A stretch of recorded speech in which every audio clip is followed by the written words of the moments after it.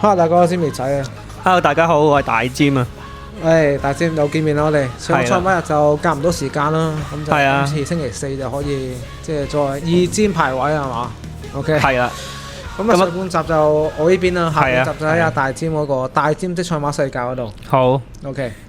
咁啊，琴日如何啊，大尖？賽果方面。琴日都一般啦，我自己都有啲入到 pace 嘅。琴日都幾多爆冷㗎。係啊，爆得好勁。三隻即係贏咗3場都係爆冷啦。爆晒啲頭添啊，仲要。係喎，咩象鋭啊、藍地球，即係琴日嗰一隻，即係隨於食兩邊咯，都幾犀利喎。即係銀得好黑同埋。我哋嗰個一齊揀四水長流咁都喺度喎，冇死到喎。哦，我睇嗰啲，我係睇你揀咩差一齊揀啲咪冇死啊嘛。另外一隻死咗嘅，葉楚航嗰一隻啊，即係落包嗰隻不定列馬咧，布文咧。哦，葉楚航真係好舊，好舊啊葉楚航。今次我都有貼葉楚航啲馬嘅，有一場，即係到時再講啦。OK， 阿津智神就即係久休咁樣有執多場啦，10幾倍啦，超級神喎。係啊，呢一隻馬都135磅咯，同埋12檔咯，但係都內欄捐上去。嗯，即係咁樣贏。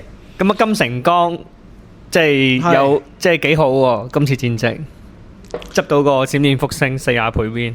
係咯，之後金區永騰跑第3啦，29倍好似。之後就多爆冷咯，琴日係。不過即係閃電復星拖落競種兩區個孖寶咧，蝕水蝕到暈啦。哦，因為一隻41倍，一隻就31倍。係啊，連個最尾孖寶3000幾蚊，係咯。少。如果2串1 win 係12,000蚊，大佬12,000蚊變到得翻3000幾，哇冇得翻1/4黐線。之後個孖寶安慰獎200幾蚊都幾少。少啊，即係你買單邊閃電升幅好過，係啊，1倍，但係買孖寶安慰獎中國心26倍咁樣，係咯。真係慘啊！真係買咗佢孖寶真係慘啊！即係買孖寶其實都要揀一揀，一冷一熱都要係嘛，大師？嗰啲一冷咁樣，冷射熱，熱射冷咁樣先會升水咯。兩熱或者兩冷就唔係咁好。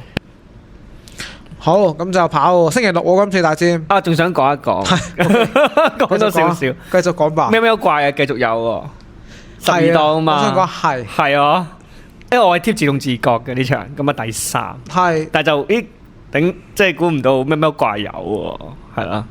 金區永騰都係舊舊地嘅，即係咁啊30幾倍有。金區永騰咪真係谷草好過跑沙田咧？唔係，即係好過跑泥地。應該係，佢又係智利冠軍嗰啲啊嘛，打地。巴西馬嚟嘅，巴西即係泥地馬咁樣咧。即係遊龍串鳳嗰啲咁嘅嘢嚟㗎嘛。係啊。咁啊，燭光晚餐，因為我有睇啊，落飛啊，6格幾倍係。唔知最後5分鐘已經6格啦，跟住啲馬評人再話喂。啡格啦，落到5.5，係我跟啦，即係跟住啦。咁我跟住咧，我唔會單邊咁買嘅，我通常跟住買孖寶嘅。你拖咩啊，大尖？拖後邊拖衰咗，拖衰咗啊！係啊，即係我通常10蚊20蚊咁樣，即係有陣時落飛都未必有噶嘛。係。咁你落飛大注，哇咁咪死，即係輸埋。咁我通常即係孖寶咁樣跟咁樣買10蚊20蚊咁樣射落下邊咁樣咯。不過我就中唔到啦呢場。但係呢場係超加跑第2喎，係啊，估唔到嘅呢隻馬，即係轉跑谷草初次跑谷，本身泥地馬去到轉跑谷草翻嚟跑第2，即係專登㗎，即係嚟完之後草搏你唔信咁樣30幾倍。但係真係好難信嘅，講真，即係唔信啊！我都跑過草地，係，但係有諗過，即係頭裏邊有一絲諗過，但係你唔會落注咯。係有諗過呢個因素，但係你唔會落注咯。即係如果金城江期可能會買少少嘅超價價，即係潘明輝咁樣，係咯。咁啊，燭光晚餐即係後尾係年年幸運啊，再落一注啊！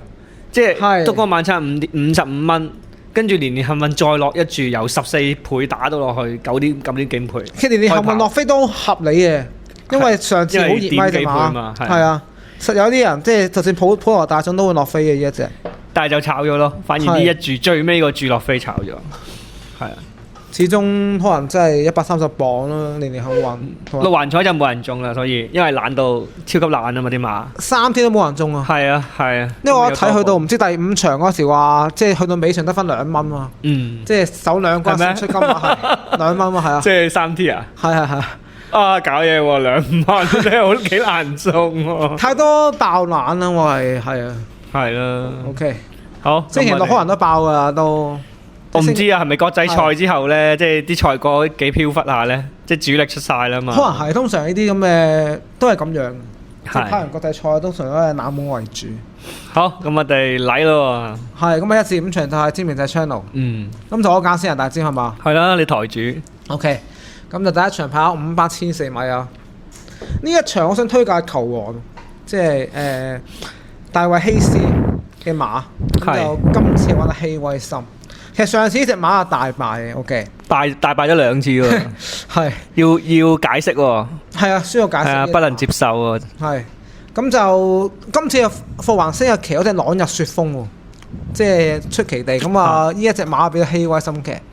其實上次輸完之後，我只覺得就冇乜問題啦，出翻又咁就照操練咁樣都練翻成個零2個月咁樣咧。咁啊試埋放山田泥就隻馬都冇乜特別啊，係咪即係希斯嗰啲又隻馬本身冇咩問題？我覺得係太密啊，即係上次輸到卅幾個，即係輸得太多啦意思。係啦，即係因為隔10日啫嘛，佢體力唔夠，跟住即係希斯又輸咯，冇乜前速咯，即係希斯想去輸，係即係咁噶啦，即係練馬師係嘛，即係佢想去輸，就將佢咧擺到好近啊個賽日，咁咪輸到一注都冇咯，冇體力啦嘛，搏得太勁啦嘛，咁跟住咪咁樣咯，輸30幾馬位，佢冇諗住輸咁多嘅，點知輸過咗咯。因為最尾其實拉後咗，冇乜點跑去直路嗰時，即係嗰一場。即係開頭本身呢隻馬本身喺前面走嘅 suppose， 咁就霍華星就擺唔到前面走啊，即係後面嗰個跟跑而回，咁最尾直路冇乜點騎咁樣，咁就大敗啦。咁其實嗰時跑完之後就1分都冇減到。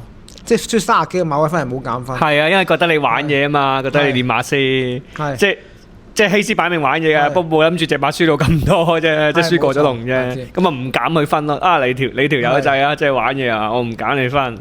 同埋上次係等陣除咗一樣無面箍啊，大敗嘅時候。而家係咪大翻？今次係再大翻嘅，因為上次係除完之後再大翻就贏咗啊山田1004。咁同埋上次其實無安拉本身跑山田1004最好，但係等陣報翻場谷草1650。咁就本身慣咗日頭跑變咗夜晚跑，咁今次又轉翻跑翻手本啲啦，夜晚嗰時嘅沙田1004啊，又重新帶翻羊毛面箍，咁就騎車方面又轉埋希威森，我覺得可以試一試呢隻馬，始終呢一場嘅快馬嚟講都唔算話太多嘅，咁就球王我覺得就操練對版嘅，先咪課習都幾靚，咁就所以揀呢一隻咯大尖。係咯，試一試睇下放到咩程度啊！5班嚟講都難捉摸啲啊，因為琴日嗰隻銀啊豪客咧，隨於石嗰一隻都突然間跑咗入嚟，係咁一隻我覺得都有啲機會嘅。咁啊揀5號嘅球王啦，大尖。OK。How about you？佢即係講多啲啦，你講開球王，佢試閘泥閘又贏咗嘅喎。係啊，即係幾鬼嘅啲泥閘嚟贏喎，佢唔係草閘嚟贏喎，因為泥地唔得噶嘛，跑嗰場即係試過一次嘅泥地唔得，跑定尾，佢泥閘贏喎呢次，即係有啲好鬼玩嘢喎，同埋咧即係跑前面就 OK 嘅，即係球王，即係後面完全唔得，但係如果擺到前面都唔算差太遠，跟住就嗰個上次你可以賴佢戴咗罩啦。即係除咗罩，除咗罩係，你唯有咁樣賴啦，因為係咁樣賴嘅，同埋希斯勁，同埋轉跑谷草喎，我覺得。因為佢上個賽季咧戴罩嗰場咧，又係第尾喎，好鬼過癮喎，佢啲賽績。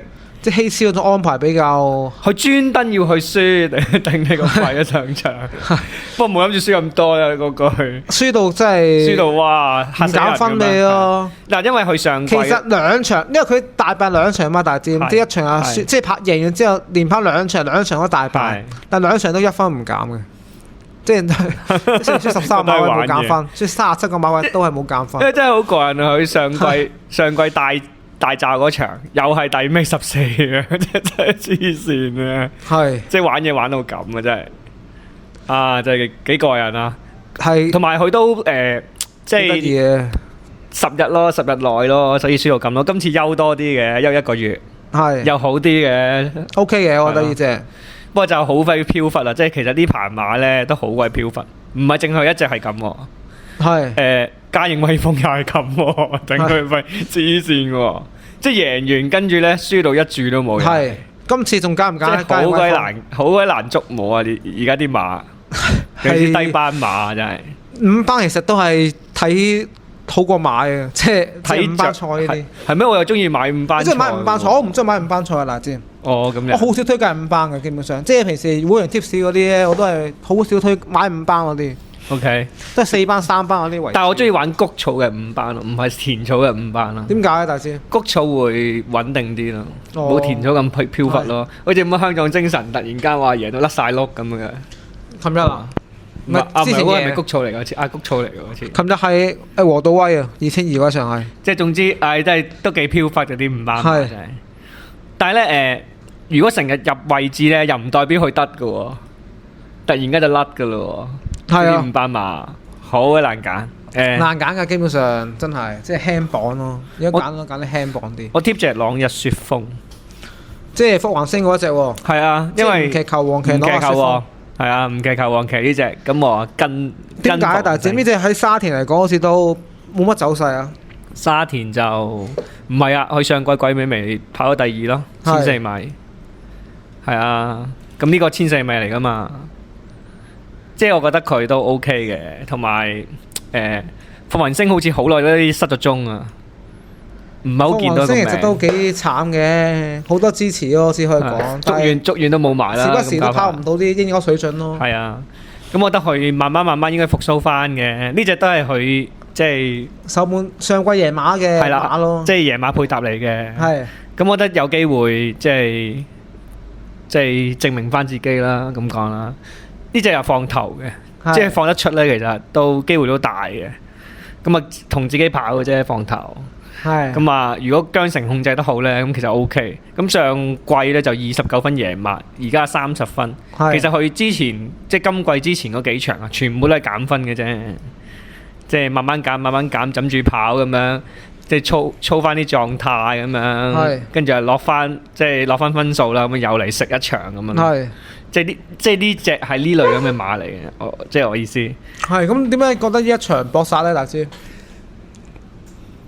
點解覺得呢一場搏殺？因為評分開始倒翻去夜晚嘅評分啦。OK。同埋谷草轉沙田，一谷草轉沙田就瀨噶咯喎。呢啲馬嗱就上次季尾嗰場田草就係咁喎。即係你谷草好似即係平時谷草贏開噶嘛？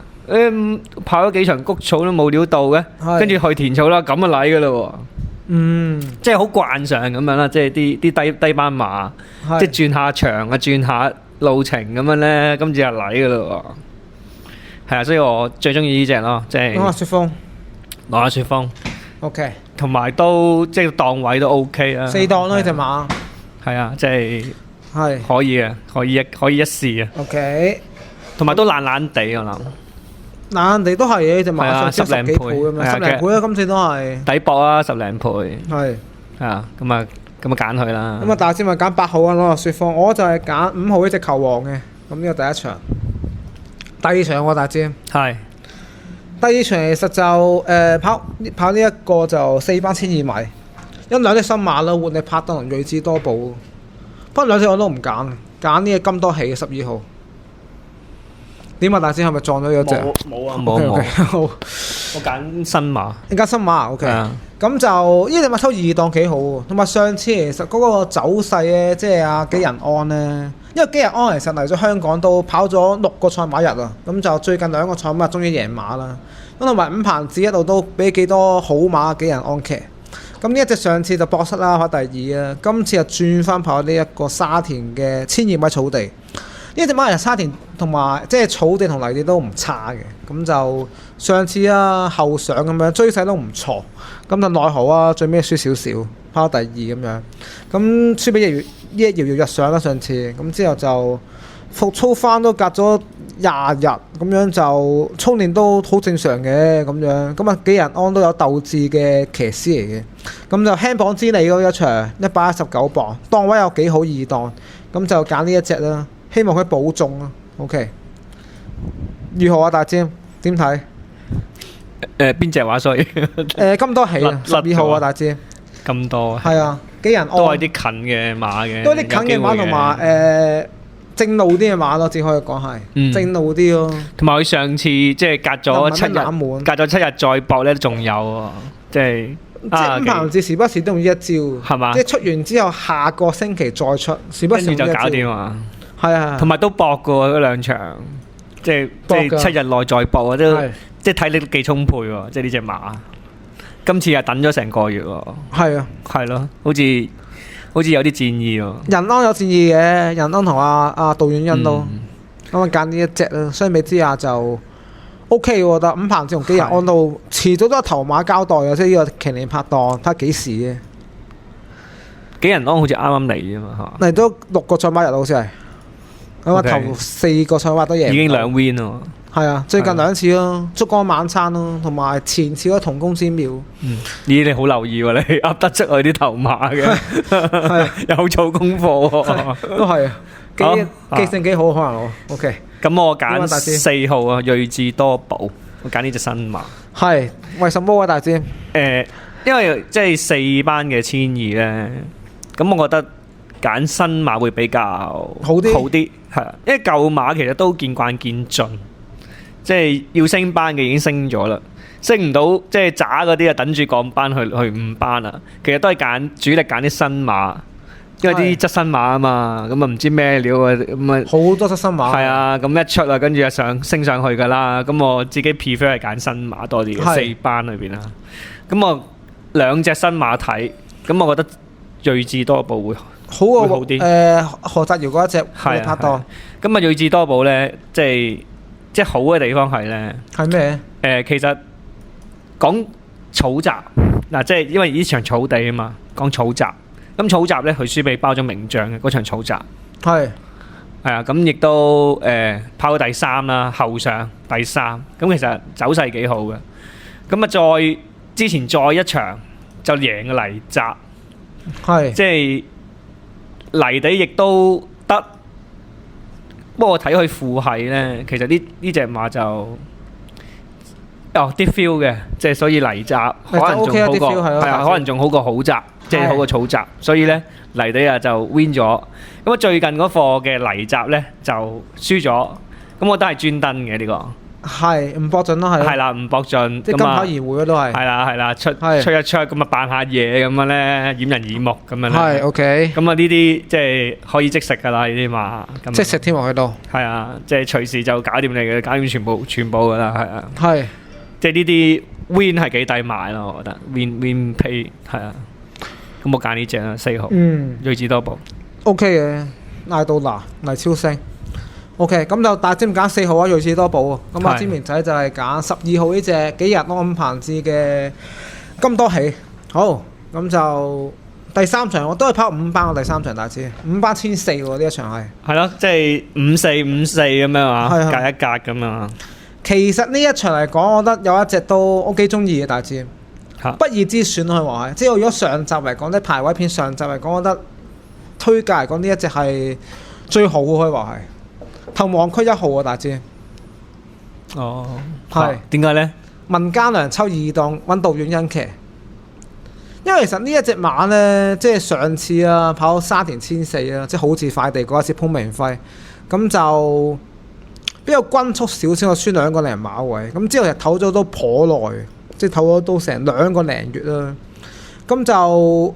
有即係處心積慮，即係本身嗰時喺4班啊嘛，咁就減完分之後咧，呢2個月就阿文家良又知道，去到5班咯，重新再操練多呢一隻馬，即係操夠，即係嗰一次跑完之後，咁就喺山田度慢慢操啊，咁就試埋課習嘅揾阿潘頓試，即係馬走勢係非常之好，咁亦都係操夠養夠快跳幾課咁樣，揾阿杜遠欣騎，抽個2檔仲要，即係其實。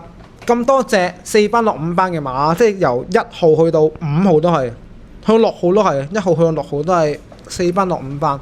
呢一隻我會覺得係即係準備功夫啊，同埋一個操練啊，隻馬嘅狀態嚟講比較稱先啲咯。咁啊揾埋杜遠欣其實都絕對嚟料㗎啦呢隻馬。咁啊潘頓都冇得騎，潘頓試埋課習，但係落場冇得騎，我話杜遠欣騎，咁就需要揀呢一隻咯。杜遠欣最近咧都比較差喺我心目中，即係諗住佢有啲馬會贏到啊得啊咁樣，話都炒晒咁滯，比較失望啊最近。搏唔贏咯，琴日都2個季軍係咯。咁佢啊，你呢隻係即係減下分咁樣落5班嘅，係想。不過上次其實輸得唔遠嘅喎，但係減2分啊，俾佢落5班。係啦，即係我覺得個鋪排幾好啊，文家良，所以揀呢一隻啫，大師。OK。你點睇啊，大師？即係咁多5班對手，我揀隻比較均勢啲嘅一場，可能真係。我揀隻不假外求14號，梗係最輕磅啊，大師。係啊。我揀最重磅，因為其實都幾難揀呢因為黎超星孖寶啊，大師。啱啱嗰一場黎超星，今次第3場都係黎超星。我都冇留意添，我未睇到孖寶啊，真係。即係先睇排位就。本身第2場咧揀黎超星喎，係。點解大師？點解揀不假外求咧？因為呢隻咧，即係起碼入個 Q 咯，今季。即係你其他嗰啲咧，哇！即係點揀啊？揀唔落手啊！即係445566咁樣，喂點揀都唔識揀喎。跟住有啲咧就即係近績啊，近況跑完第3、第2咁樣，跟住又覺得佢斷喎會。係嘛？格沙咁啊嘛，咁成手即係好似呢隻稍為似啲樣喎。係。再唔係就美神來咯，即係呢兩隻馬裏邊揀。美神來巴度冇得騎，變咗話何澤堯。點解啊？點解冇得騎啊？即係本身今季4次都係巴度騎啊嘛。停賽啊巴度。巴度咪停賽喺巴度，停賽啊。好。係。咁都 OK 嘅，即係我覺得美神來同埋不假外求裏邊揀啊。咁我想搏下懶咯。係啊，所以揀不假外求。因為最近都好難啊啲馬，買熱門都驚啊，搞到試下啲爛馬先。係啊，呢隻 OK 嘅。呢一場熱門應該係金鑽精靈大熱，應該係啊，應該係一隻。同埋佢換咗個配備啦，又另外有啲憧憬係啊。可能搏一搏咯呢隻，但係即係唔知睇往績嚟講，我覺得就見仁見智嗰啲都係。係啊。咁就睇下前面走成點喎呢隻不假外求。好啊，大尖推介14號啊，不假外求啊。咁就尖苗仔就1號啊，藤黃區。OK，咁就去到第4場啦。好多新馬第4場大尖。其實呢一場呢幾難揀，我覺得，因為多新馬同埋1000米嘅變化比較多啲。你揀先啊，大尖好嘛？好啊。因為我2隻馬。因為我覺得冇乜變化喎。你覺得有變化？其實1000都係快鬥快，都係快。其實我想講咧，推介2號啊，阿姐。你推介2號啊？唔係，我2號一定炒。我冇啊，我唔係推介2號啊。因為好貴，即係潘頓咧，即係佢呢啲咁嘅馬咧，5、6倍咁樣，跟住咧再出就賣到點9嗰啲咁啊，點幾倍嘛，跟住就炒噶啦。呢隻炒好多時都係包裝名將，或者跑第炒咗好多鑊啊，年幸運咁樣啊。哇！炒咗好多鑊啦佢，係咪？年幸運好似係1點幾倍啊嘛，即係前次唔係琴日嗰一場。所以我都唔揀呢隻，我揀新馬，即係9號啊，語遲千里啊，咁我揀呢隻。楊明良我都係大尖，係啊，咁呢隻試咗好多課集，係輕遲千里啊大尖，輕遲係，OK，試咗好多課集，好多課。咁咪贏咯！最近幾課，最近3課都贏晒，係啦。咁啊一路由9月開始試啊，試到今個月都仲喺度試緊，又草又泥咁樣啊。咁都先，都一課有課集咧。10月28號嗰課，即係大前次嗰課集，個時間幾快啊！57秒3，係好快㗎呢個時間，其實都。即係57秒嚟講，即係新馬班啦，當咁個時間 OK，咁我信一信呢隻咯。因為試集好使揀呢隻大隻。係啊，因為如果個時間唔夠快咧，咁可能我就唔揀噶啦。即係睇時間噶嘛，試集都要。會試集贏太多冇力咧，最尾又去試集又唔係贏好多啫。即係都係3次都係睇個走勢似係搏得頗多。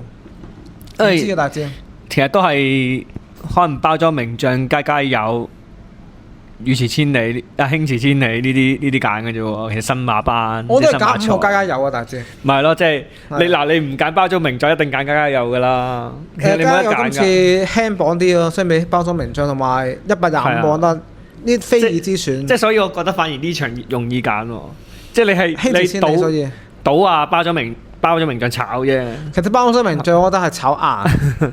嗱咁佢炒咁咪加油咯。家有一定 pace 㗎啦，去炒。家有應該有嘅。係啦，一定 pace 嘅喎。上次都係跟跑而回贏埋嘅啫喎。咁我又想搏下啲新馬，因為家有硬係覺得即係冇乜冠軍相啊，上次輸得多㗎，都輸2-3個馬位。咁所以試下啲新馬咁啊，興致先嚟啦。係啊。其實點樣睇納德系列嗰兩隻馬啊？大致，因為我都諗過納德快同埋納德金啊。同主嚟㗎。同主嚟嘅大致。我會稱納得快好過納得金喎，但係即係我本身都係納得快同埋呢隻家有嗰度揀二選其一嘅，咁都係揀翻家有啊，比較穩陣啲隻馬，同埋上次我只覺得就未即係都係跟跑而回未用準咯，所以未包咗名將。一熱身之後呢隻馬完全走晒係兩個樣嚟嘅，咁就輕磅之利啊，即係輕翻包裝名將10磅，一上次嚟就輕2磅嘛，今次輕10磅。我覺得相比之下就抽個2檔啦，咁啊韋特繼續玩周俊樂騎，咁另外就帶翻羊毛面箍呢隻馬，我覺得 overall 嚟講呢一隻馬今次都要揀咯，即係盤率方面又唔會話熱，即係相比包裝名將嗰啲啦，同埋輕馳千里都有啲飛嘅就，咁就家有我覺得就即幫得高啲，所以揀呢一隻咯。唔係應該納得金好過納得快咩？納得金好過納得快，大先。係啊，我覺得。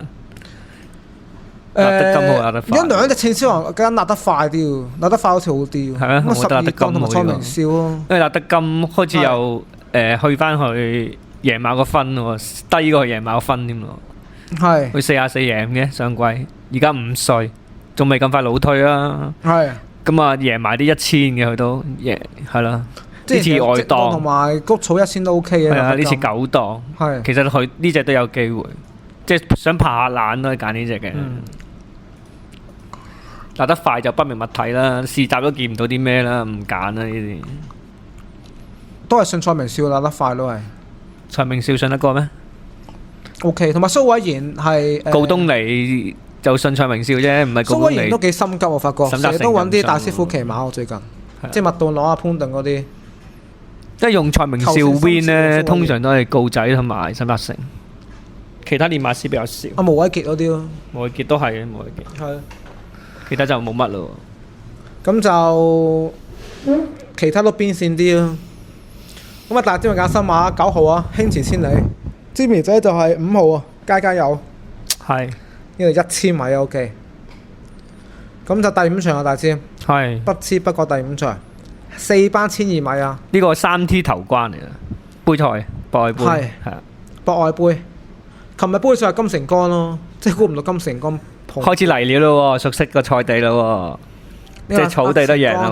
咁啊，金城江草地都識贏咯。金城江贏馬贏3次，最熱係22倍嗰隻上鋭。其實金城江騎高唔差喎。唔差，唔差。係咯，應該陸續有嚟啊！佢開咗竅之後。係啊。係咪揀新馬？但係知唔知一場你？我唔揀新馬啫。你唔揀蘇偉賢呢隻言之有理嘅新馬竟然？呢隻馬好似好強喎，大熱門喎。你揀咯。我唔揀咯。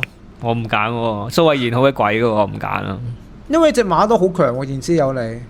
即係試閘好勁。試閘好強咯，同埋潘頓霍霍集都。但係泥閘喎。有草有泥嘅。試過5霍集得潘頓試，騎又係潘頓騎，收到1檔。呢隻馬大熱門㗎啦。咁啊，蘇偉賢嘅。啲蘇偉賢做馬主咪隻馬，所以個馬名都有個言字，係喎，言之有理，言之有理啊，言之有物嘛，正常言之有理咁樣，言之有物哦，嗰個有物啊，咁我就揀第2隻啊，龍之尊咯，5號，因為去貨草就係唔得㗎咯，言之有理，係啊，哦，跟住4貨都係泥閘，泥閘贏都冇意思啦，呢啲草地嚟嘅，係唔信，抽1檔啊辣椒，唔信 ，OK。我揀隻龍之尊啊，5號，因為呢隻馬其實就嚟咗香港好耐，即係已經由今年嘅3月份嚟香港。咁啊，本身應該上個季尾出嘅，咁就奈何啊隻馬嘅狀態未去到真係好好，咁就操咗成3月去到而家12月都9個月咯。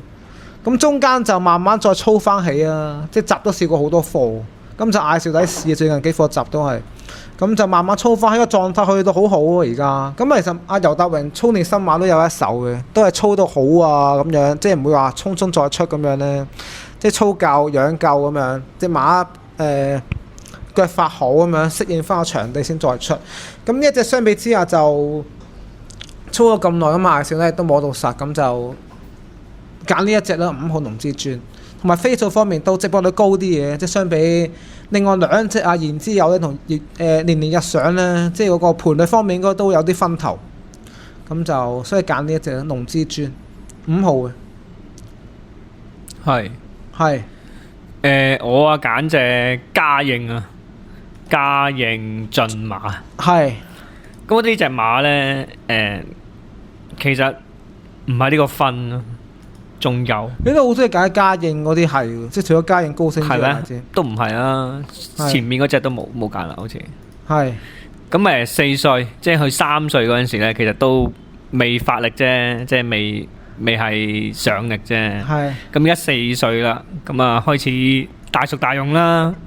係咁啊啲即係佢老豆嗰邊啊，即係啲英外馬嚟嘅，遲熟啲嘅。其實3歲係未得嘅，咁啊4歲就開始嚟了啦，咁啊評分亦都即係40零分贏個馬啦，即係50幾分降落40零分贏咗馬，跟住啊而家即係再起4班啦。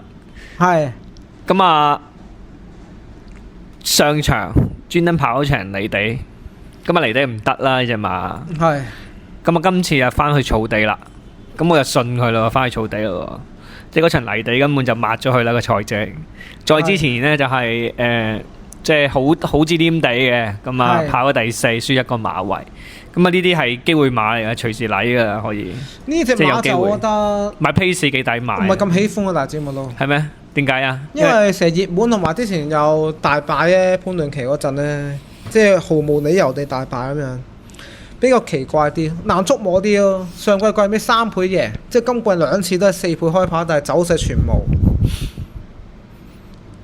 唔係走勢全無咩？唔係啊，你前次嗰次幾好啊，上次就離地啫。今次都熱門喎，嗱知。熱門啊！呢隻馬每一次都出奇地熱喎，我覺得。都唔會大熱咯，今次應該會當零係嘛？今次一言之有理啊，即係有寧利非凡啦，威利非凡、會當零呢3隻馬係熱啲嘅都熱喎。係呢場應該就唔熱咯，我諗點都有5、6倍、6、7倍咯，真係。係啊，我反而信呢隻喎。我一般啊，大致 sorry。攞個2檔，佢係放頭嘅，其實好着數喎。我覺得其實。寧利非凡啦，威利非凡啦，言之有理。如果熱門的話，都好過嘉應駿馬。即係如果熱門牌的話，不過都跑過先知。係，OK，好。咁啊，大隻馬推介8號啊，嘉應駿馬。咁我就係支眉仔就5號啊，龍之尊啊。OK，咁就講完頭5場咯，大仙。係啊。咁啊，下集見真章啦！下集喺呢個大尖的賽馬世界嗰度，再同大家分析第6場去到第11場。OK，希望大家贏馬。好，多謝大家收聽啊！再見。轉台見，拜拜。